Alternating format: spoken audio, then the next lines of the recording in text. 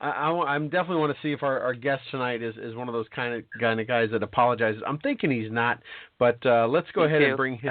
bring him on right now. I'd like to welcome to Stu, and then our first, I believe, South African guest from South Africa. As we've had guests from all over the world, Mr. Tony Schiena. Is it Schiena? Is that how you say it, or Cheyenne? That's close enough. It's Schiena. Schiena. Okay, that'll work. I've watched quite a few of the videos. I wish I should have picked it up. Hey, Tony, welcome to the show, and glad you could join us for a few minutes tonight. Great. Thank you so much.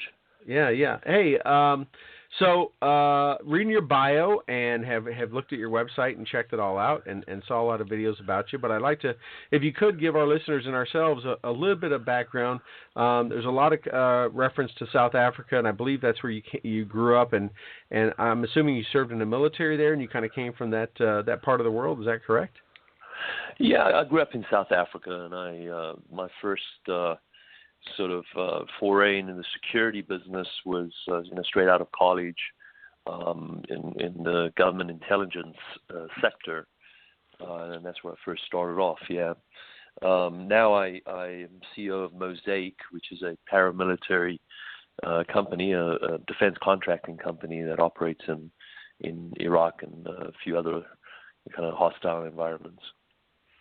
Yep. You started this company. It looks like you have worked with not only internationally but also within the U.S. law enforcement agencies, militaries, and even the other private contracting companies. Is that right? You're providing training and stuff. Yeah. We're kind of a full spectrum security company, dealing with everything from the training of foreign militaries to U.S.-based SWAT teams. As well as investigations, etc. Okay, and you, a lot of this came from your initial work in the intelligence agencies in South Africa, and that's where you kind of picked up a lot of the trade craft and skills from. Yeah, I really got placed in a unique situation where I was recruited out of college and by my American professor, my professor that I was studying law under. And got put in this weird position of being between kind of South African intelligence, U.S. intelligence, and being in this, no man's land, so to speak, and had to, learn to swim very quickly and learn to survive very quickly, and placed in some really interesting, compromising positions, where I was lucky to actually come out the other side when I think about it in retrospect. But when you're there and you're sort of a young man, you kind of just do, what's asked of you, and you don't really realize the possible consequences. Yeah, we tend not to do that, right? We tend to just look forward and think, it's part of the job, and we're especially when you're at that age, you're invincible, right? Till you look back and go, holy crap. What was I doing? but it's not even being invincible. It's just more being naive or ignorant of the possible dangers, and being put in those dangers by agencies that really truly don't really care about your well-being. It's just you're a pawn in that job, right? And that they're trying to achieve whatever goal that may be. So I learned about the murky world of intelligence from a very young age. It was my first foray into security was that, and dealing with terrorist groups at that time, both extreme left and extreme right, engaging in terrorist activities, and learning to sink and swim in that environment is building of quite a foundation, I think, that stood me well in the next 20 years of the security business. Yeah. It's and it's funny you mentioned that. I wonder how long did it take you to kind of come to the realization that, like you kind of referenced to, that you were expendable, right? You were a tool in their toolbox. Yeah. It wasn't sort of. I would like to think that the U.S. intelligence apparatus would think, wow, this is the perfect candidate to be, one of, a case officer, an agent, but it was more like, okay, this guy's got potential to use as an asset, really, and, which means you're very much expendable. Right. Yeah. That's very true. Now, you've also, it looks like you have ventured into the, well, actually, before I get in, I want to back up. You're also you're a karate champion and was a world champion for a while, right? So you got into the martial arts at a young age, I assume? Yeah, in South Africa, we really only had karate. That was the thing that everyone did, whether you were a bouncer or an attorney or the prosecutor, or just everyone just did karate. And it's something that I did from a very young age and carried it through, and still kept it sort of in my toolbox when I moved on to bigger things. But it was also a very good part of my foundation. Yeah, yeah. And have since, it looks like you have ventured into the Hollywood industry a little bit, and is it mostly providing guidance and oversight, or have you found yourself on the business side of the camera? Yeah, it's I have a home in Los Angeles, so it's kind of part of the environment here. But I started a security company, a film company with a film partner in New York named Jules Nasso, who's made a lot of the action genre movies, and we made an action movie, and it's a good balance. Two probably very big extremes, going from front lines Iraq to a movie set, but somehow it's worked, and it's been working pretty well. So hopefully we'll just continue operating in that fashion. Oh yeah, absolutely. Have you found yourself in conflict sometimes in trying to explain to producers or directors, what is realistically how it happened versus what they want to have happen to achieve some effect or look? Right. Sure. I mean, Hollywood is entertainment, and everything gets romanticized, and a lot of the product that comes out, whether it's based on certain conflicts or certain missions. I have a lot of Navy SEAL friends who will refuse to see certain movies, and will look at them and raise an eyebrow and go, wow, that's been grossly distorted, and it's part of it. That's why Right. it's based on a true story, but not necessarily completely reflecting the story accurately, and it has to be romanticized and adapted for viewing pleasure, right? And Right. and that's kind of what happens. Yeah. And get compressed into a couple hours of time, right? And you gotta. Sure. And, it needs to be made sexy, right? It's film, so when you look at, for example, espionage or intelligence world, that's masses of hours of analytical work, that may culminate in those few moments of action, right? But you don't see all the analytics. You just see the action on the film, of course. Right. I have having myself in past lives worked around the intelligence community. I know they're very much on keeping things on the down low in the U.S. I'm curious, with working in Hollywood and just being out there. You've a couple other shows you've been on, the Vice series and stuff. Is there such a concept of being, PNG'd or kind of like shunned once you kind of come out and become a figure like that, or do you still get the same kind of work you get before? No, I mean it depends. If you can forget about any of the secret squirrel type things, depending on how sensitive things are. But I'm a private company, and I had to really realize that being visual and being out there is part of my business and part of how people get to know about us. And, that's how Mosaic's reputation has also grown, whether it's activities in these hostile environments or the whole thing on chemical weapons last year in Iraq, or, it's very visual. It's on the news, and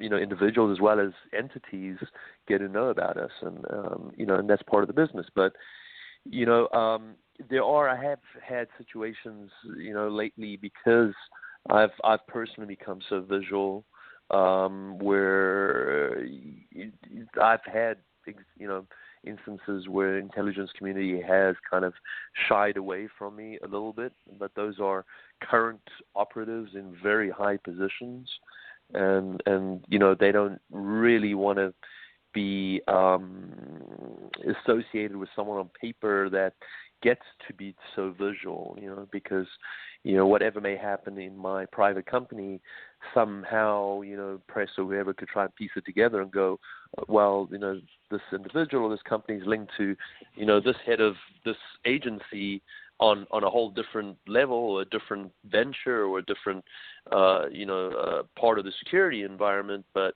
they'll piece it together and go, oh, well, maybe they reacted that way because he's been advised by this intelligence head, right? And that becomes dangerous for them. So I have very recently experienced that, and because I was in London a few days ago, and I actually flew into London from Rome the day the Brussels attacks happened. So when I landed, I got bombarded with phone calls, from CNN in the U.S., et cetera, and because it was London, I did a lot of press there, and even that did affect what you're talking about to an extent. Yeah, I would imagine so, for sure. Yeah, so I'm glad you brought that up. In the last, from the start of the year, but let's just take the last few weeks. There's been enough incidents between Belgium, the bombings in Pakistan, in Iraq the other day. There's been so many things going on. Are you seeing, I guess, just kind of what's your reflection on that? Are you seeing a trend? Is it just that they're getting more brave, or is there any reason why all of a sudden we're seeing such an influx? No, it's I called it on the Paris attacks. That very morning I had an interview with a vice journalist, and as you mentioned, I was part of the documentary they made on private military. So, they contact me from time to time, and this particular vice journalist was asking me about my advice, and at the end of the interview, like, what would I want to put out to the public? And I said, once again, we're gonna get hit on coalition soil because ISIS just. Oh, we lost him. Oh, he will call right back in. Yeah, he just dropped. Bad connection. Wendy, I'm sorry. I'm trying to cut you out. I sent you a text, but I guess you didn't get it. If you got anything, just let me know, and you can jump in. I'm on my cell phone. So if I'm on my cell phone, I'm not checking my text messages, dude. I don't know what kind of high-speed phone you got. I don't know if you could do both at one time. I do not have that kind of high-speed phone. But I did want to ask him, about when we get a chance. He seems very active in fighting sex trafficking, and yep. That ties in with a lot of the Middle Eastern problems, and I'd like to kind of talk to him about that when we get him back on the air. So, because he seems very. That's been a big thing of his lately, and I'm glad you brought that up, because that was something we definitely want to get into. Is that seems to kind of be a main thing he's been going after lately. So hopefully he will be coming right back on. I'm keeping an eye on the switchboard to see when he dials in, and I will bring him right in. But very interesting, and recruited right out of college, which is not completely uncommon, and they kind of do that in our country too. They actually try to get you before you've screwed up too many times and had too many wild parties and done things that would keep you from getting a clearance. Is a big reason of why they do that. I wonder if that's changed now because of all the social media and the Twitter and the public presence of young people everywhere. If there's been a change in their recruiting patterns, that would be an interesting discussion sometime. Yeah, I'm not sure we would ever. Know. Yeah, I'm not sure anyone would ever come up on that one, but it would be. Well, I know a lot of people I know that are in that community. I mean, they none of them are on anything. They absolutely, positively, their whole lives have been off of it, never will, and they just take that as it's. But how do you find anybody in the current generation? They grew up on. Yeah. They probably, like, if you want this job, you will get off. You don't have to. There's nothing that mandates you have to. They just do it for their own protection, just to be safe. There's nothing saying they can't get on social media, but they just do it just to protect themselves. Say they don't accidentally put something or whatever. I mean, you know, a little bit of my background, and even when I was in Afghanistan blogging, you know, there was a lot of people that I would meet that were following my blog, and I would run into them, and they'd be like, "Oh, you're that Boohammer," and they would be like, you know, "How you're a senior NCO? How are you getting away with this?" Also, like, I'm very careful what I write. I know what I write. I when I talk about things that happen, they're days after. But the difference is you're your age. You have experience. You kind of have an idea. But think about if you're like my son is 14 now. Oh, hold on a second. We got him back. Let me bring him on. Yeah. All right, Tony. Yeah, we lost you there. You dropped for a little bit. How long ago? Because I just carried on and on. Oh, no, man. Go ahead, Wendy. We just lost you. We just lost you. And we were kind of talking about the recruiting process, about you being young, and I just kind of made a throwaway comment about how difficult it must be to recruit now with all of the kids in social media. And the way they put themselves out there, it must be very difficult, I'm sure, for them to find, you know. Sure. Yeah, you were just talking about, you know, you were being asked by the vice, so that's where you were. You were being asked by the vice reporter and about the stuff that in Paris and what your advice would be. And it was like right after you said you asked what your advice would be. So we may have lost a little bit from. Whoa, yeah, I carried on for a while. I mean that, and basically what I'd said was that we could expect an attack on coalition soil because, you know, ISIS had just lost Sinjar, which was an important area for them, and as a direct response in retaliation that they're going to attack coalition soil. And, you know, a few hours later, you know, Paris happened. With Brussels, you know, they wounded and you know, and arrested the ISIS operative who was instrumental in the Paris attacks. And I think what happened, they just ramped up operations just to make sure that, you know, their great operation doesn't unravel. And that's what happened over there. And when it comes to Pakistan, that's completely, different, where I was actually in Lahore last week before I, got to Rome and London. And, 2 days ago, the Pakistan attacks happened. And that's scary because, it's a Taliban splinter group that, had declared loyalty to Islamic State at a point. And they actually waited for, the Christian holiday, waited for Easter, for this attack to happen, which is very scary because it seems like if it's not a Shia versus Sunni or Sunni versus Shia, war, now it's really against anyone who doesn't prescribe to Sharia law. And there's a big push for Pakistan to, be a Sharia state also. So, that's very dangerous. So I have a question. Since your company deals a lot with security and things like that, excuse me, and helping people kind of situational awareness is, what they say in the military. And I lived in Europe from the mid-'80s to the early 90s, right at the tail end of the Baader-Meinhof days, but there were still some bombings happening at military or clubs that militaries frequented.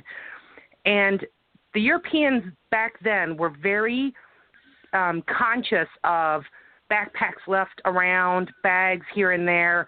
I remember landing in Frankfurt Airport, and they had their Polizei in there with their Uzis, and it was shocking coming from the United States as a teenager to see that type of security at that time. Do you think that the Europeans have kind of lost a feel for that, or that they are expecting a certain type of warfare or certain type of honorability in the way that they're attacked, and that this is all of this past couple of years have kind of stripped away that innocence or that naivete? Right. I mean, I think that, everyone should be really walking around in condition yellow, where they need to be observant and aware of their environment. It's difficult for people to keep that sensibility when things calm down. It's human beings have this really interesting way of forgetting about things and moving on and coping and healing and moving on. And, attacks happen and everyone's aware, but that awareness only lasts for a while. And then they go about their business again, except if you're in the business. I've had, experiences myself when I was living in London and living in Notting Hill and being on the tube and with my fiance at the time and and kind of looking at a boombox that's kind of left on its own and just fixated on it, and no one's around it, and no one's seems to be bothered by it. And just before the train pulled off, I yanked her out and almost dislodged her shoulder. But and thankfully it wasn't a bomb, but it very easily could have been, right? So the general public, Joe Blogs is not as aware, and I think what's going to happen is with all the terrorism that's going on, it's kind of reminiscent of my beginnings, and as well as I guess what happens in Israel, Palestine, or that area where there's constant terrorist attacks, and you need to constantly be aware, and and I think that's the kind of condition we're gonna have to be living under if this continues. Well, I want to that's a very good point in terms of, and I wonder if long term, if we just suffer under constant attacks, just constant randomness, if America will get a clue. But I kind of wanted to change the subject, and this sort of ties into the Sharia law that you were talking about and things like that. You are very active in fighting sex trafficking and in human smuggling. I want you to kind of tell the audience a little bit about your fight on that. Right. I mean, last week in Pakistan, I was on a panel, dealing on human trafficking, a very hostile panel actually, and Pakistan is wrought with human trafficking and, forced child marriage and labor trafficking, and it's a horrendous problem. Going from Pakistan, my next stop was at the Vatican, and I've dealt with it, inside the Vatican, as the Vatican's really gotten behind fighting sex trafficking. I think partly because it's a huge problem, partly because it also kind of needed to, clean up its act, so to speak, with all the bad press we got from, priest pedophiles, that kind of thing. So they've made a real concerted effort in fighting human trafficking. The latest numbers, and that was presented actually at the Vatican this week, was it's a $150 billion industry. Now, that is fast becoming the number one crime. The gripe I have with it is if we just take the U.S., for example, and you take the amount of expenditure on fighting drug enforcement compared to that on fighting human trafficking is horrible. The human trafficking task forces within the U.S. keep getting budgetary cuts, keep having to lose task force members, and how can this be when it's a $150 billion industry? Drug trafficking, you're never going to eradicate it. The U.S. is the biggest buyer, and drugs always going to find a way here, and it's not going to be eradicated. But there's some overlap there. Mm-hmm. There is some overlap there. The human smugglers also overlap with the drug smugglers. Sure, because there is some. Yeah, they definitely are. I mean, the cartels are dealing in human trafficking also, but where is the budget to fight human trafficking? Even if there is overlap, it's severely lacking. If you look at just ICAC, Internet Crimes Against Children Task Force, which I'm part of, it's constantly facing budgetary cuts, and the internet is the new platform, right? And that's where communication takes place, not only between terrorist organizations, but between pedophiles and human traffickers. That's where you find out where the black markets are. That's how children are found now and approached on the internet and groomed. So the budget is just not there for it, and that needs to change, because no matter how much you bark about human trafficking and you have awareness campaigns, it's going to be completely ineffective if there's not enough law enforcement to execute what legislation has laid down, and that is a major issue, and that's something I have a very big gripe about. So I have to ask you, how did you get into fighting for that? That's not really in your bio how this became your fight. Yeah. Yeah, I was on my way to Baghdad in I think it was 2007, and I met at Dulles Airport a Sheriff Mike Brown, who's in Bedford County, Virginia, and he was really instrumental in the ICAC task force and fighting human trafficking. And he pulled us aside in a private room, me and 3 or 4 others, and told us about human trafficking. And 10 years ago, no one really spoke about it. It's only really the last 5 years, and I don't know anything about it. And I said, you know what, when I come back from Baghdad, I'll come and see you. And I did. And the stuff he showed me was horrendous. It was horrible. I wouldn't even want to describe to you what it was, but it's he uses this term, enrage and engage, and that's exactly what he did. I was enraged by what I saw, and immediately engaged in the fight, and I've just carried on with it as human trafficking, just keeps getting worse and worse and exploding. We're behind the curve. We're really behind the curve in fighting it. Oh, that's interesting, because it takes people like that who care enough to approach people and say, "Come help me do this." It's one of those, like most crimes, it's you're only really making a difference when you become a target.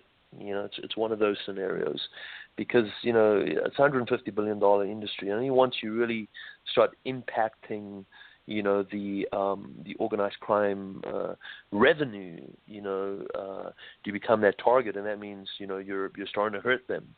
And but as we plug along with awareness, etc., at least you're galvanizing more people, and more people that are galvanized will put more pressure on government for better and stronger legislation, and then hopefully more budget allocated to law enforcement to fight this crime. Excellent. Well, Troy, I've been hogging it, so. No, not at all. Yeah, I'm glad you asked me that question. It's an important subject to talk about. Absolutely. We do have a question from our chat room. One of our listeners in the chat room is asking if you follow Victor Marks at all, as he deals a lot with fighting human trafficking, or do you know him? I don't know him. I am involved in various other organizations that do fight them, including my own organization out of London. But more and more, these religious organizations or bigger organizations are becoming more interested in the bigger fight. And the first meeting I had at the Vatican, the Pope brought in the head of Sunni, head of Shia, Ayatollah Khomeini, the Archbishop of Canterbury, brought in all the religious leaders together to sign a declaration against human trafficking. And that's another perspective, another aspect of fighting it, by having all religions laying down on paper, going, this is a problem, this is not right, and no matter which way you look at your scripture or you want to interpret it, that's wrong, because human trafficking is wrong. So that's just another aspect of fighting it. But no, I haven't met him. No. Yeah. And so, yeah, it is, as I'm glad Wendy asked that, because I would expect that, not a sheriff meeting you in an airport, but you having, in one of your missions or coming across it and finding a house full of kids being smuggled, something like that would have, maybe would have been the thing that you would have saw firsthand and been like, I can't let this stand. But I imagine right. he, as you mentioned, he showed you enough that it was like you said, enraged and engaged, right? So yeah, and he's been in that fight for a long time. He's a veteran of CIA and FBI and ATF, and he really retired as a sheriff and put a lot of time into fighting human trafficking. So, he had spilled over into me, and to carry on with that also. And there's so much work to be done in fighting that crime, that we're a long way off, and now we have everything else to contend with. And, terrorism is in our backyard, and, and then there's, narco-terrorism related to that, and there's the human trafficking, and it's just this compounded, problems that, we're all trying to, find the light between all that darkness. Right, right. This brings up a good point. I mean, you talk about the human trafficking and the crimes against children and stuff, which is near and dear to your heart. I'm sure you have a lot of different clients and customers, many of which who want to stay, quiet, that don't want to be it out there. Others, you do talk about. How do you pick contracts or customers? I mean, do you look at ones like that maybe are more near and dear to your heart, and do they have a higher precedence? Is there a selection process like that? Yeah, when you're, it's great working for yourself because you can make that choice. I don't specifically work for a commander or general or head of a certain security apparatus that goes, you need to do this, you have to do this, and there's no questions asked. And it boils down to where your moral compass is, and there are countries and heads of countries and that I've had the potential to work with, and I haven't wanted to, and one in specific actually has numerous allegations of human trafficking against his government, and would refuse to work with him also. And it's in the end you got to look at yourself in the mirror. You can't preach one thing and then go and do another, and it just doesn't work that way. So that's kind of the way we've been operating. And I think of course it's profit's important, but I'm an ardent believer in the triple bottom line business, of profit, people, and planet, right? So you're not harming the planet, and you're making a profit, and you're socially responsible in your business, and I think that's really the way of the future for companies to have those ethics in place, because even last year in Iraq, I lost massive potential business with the Iraqis because I was so vocal about the fact that ISIS was using chemical weapons on the Kurds, and that was just we felt that was the right thing to do, and I'm happy we did that. Yeah. I guess that's kind of the difference. If you were to draw a line between a typical, what we would know as a mercenary company and a private military company, is mercenary companies, I think, are typically, right, they would be ones that would just, whoever's got the money, right, money talks, and there's no really thought of conscience or values versus because you're doing a lot of, I mean, the sheriff's departments you're working with around the country and different stuff you're working with on the ICAC and everything. I mean, it's definitely obvious that you're taking things that you think are morally right.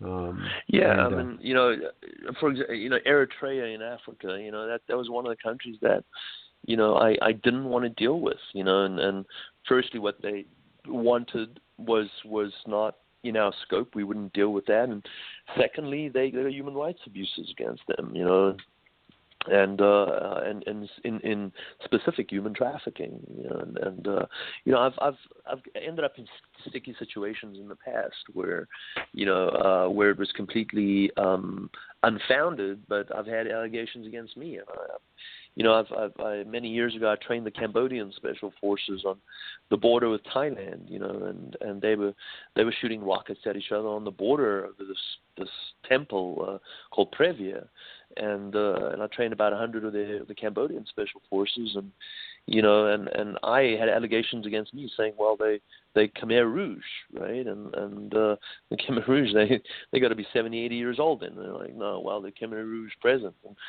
this kind of thing where I've become really, really aware of who we engage in our business activities, and how we represent ourselves. Yeah.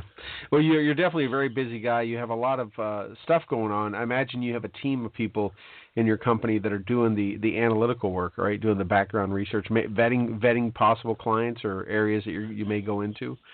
Yeah, we have a small but tight, core. We're not the biggest company out there, and we don't purport to be or want to be, really. I'm very happy just coasting along the way we do, and it's safer, and we get the job done well, and we have a good reputation, and I'd rather just keep it that way. Yeah. But have you found yourself in work on a client in work, and then and maybe come across something or seen something that just violated your principles or your company's principles so much that you just had to back out of it and just end it there? Yeah, I mean, there's people that have worked for us have been in those situations where it's just not part of the parameters of that job, and and then you kind of have to deal with that from there on, and just get past your whatever you were hired for, and then fulfill those duties and then back away.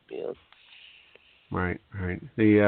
Well, I think it's definitely obvious from your videos you are engaged by many different groups, countries, agencies of all types to provide a variety of training. It looked like personal defense, offensive, defensive, and things like that. How do companies find you? How do clients find you? Is it mostly word of mouth? Yeah, a lot of it is. We deal with a lot of the foreign militaries, and also I've kind of, the way I've done it is when I've really decided to focus on my company and security work. I made trips to Afghanistan, to Iraq, and I did a lot of stuff just pro bono. I trained NATO forces and the foreign military forces in those environments, and ones who really needed it, ones that needed desperate like escape and evasion training, and that have suffered major losses, and I've come in and done the best I could just to help them, and in that way I've also made a lot of friends out there, and I guess we've got a good reputation for doing that, and that's really helped us when it came to having to now monetize our activities. Really, it started with a lot of giving before really receiving, and that's stood us pretty well. Yeah, I imagine you probably made a few enemies out there too, besides friends. Yes. No, I do have numerous enemies, and we've had clients who are extremely high profile, and who are enemies of certain states, and by default you end up becoming the enemy also. But I have probably been around and helped really probably some clients who have been probably the highest profile when it comes to assassination attempts of the past couple of decades, and so that gets a little scary, but it's you do the best you can, and by dealing with those clients, you also gain a certain reputation. Right, absolutely.